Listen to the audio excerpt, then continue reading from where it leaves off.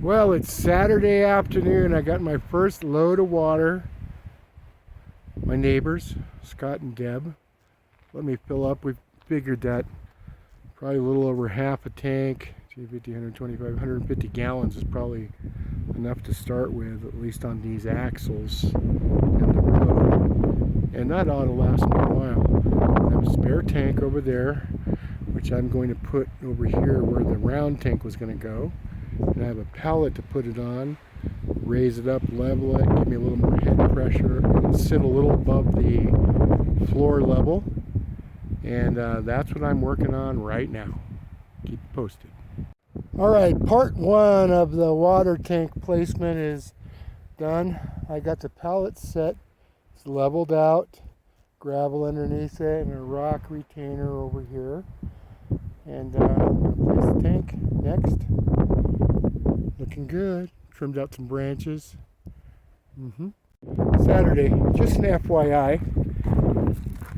This is a solar panel. This is what it looks like.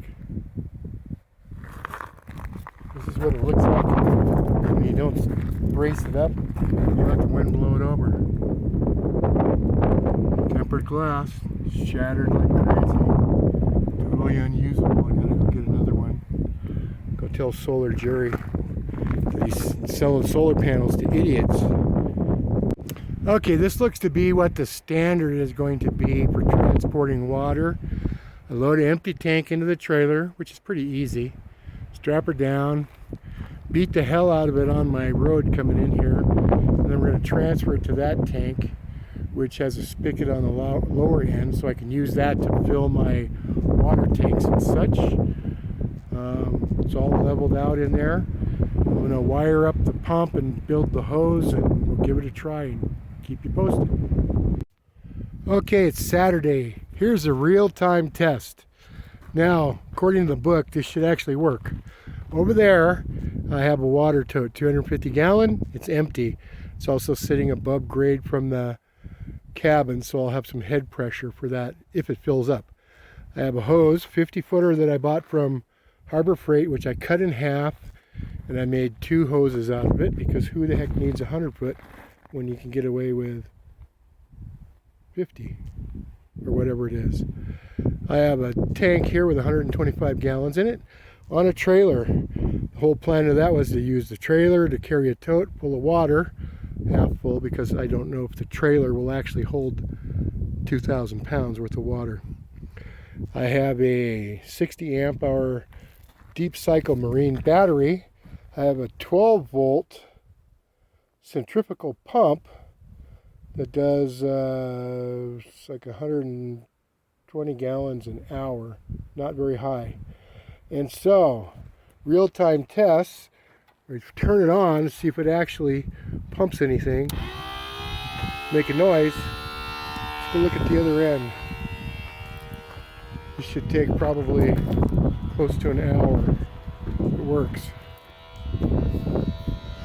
Water, where are ya?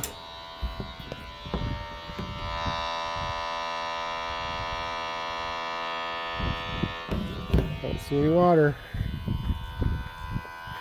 I'll be back. Alright, it looks like the inlet line on the pump was not tight. Oh, look at that, water.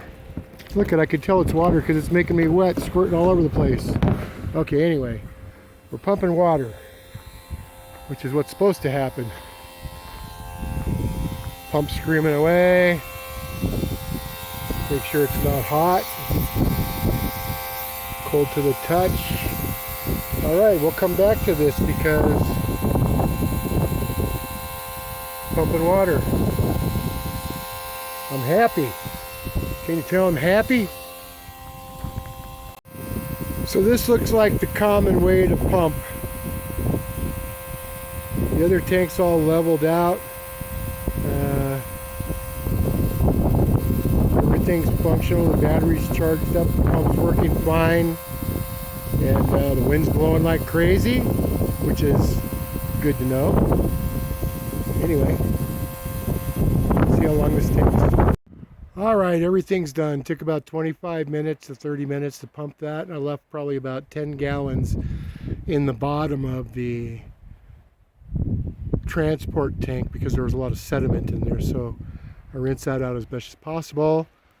Now this is where their home is for temporary. Doesn't that look cool? Didn't have any water before. I got lots of water. Might go wash my feet now.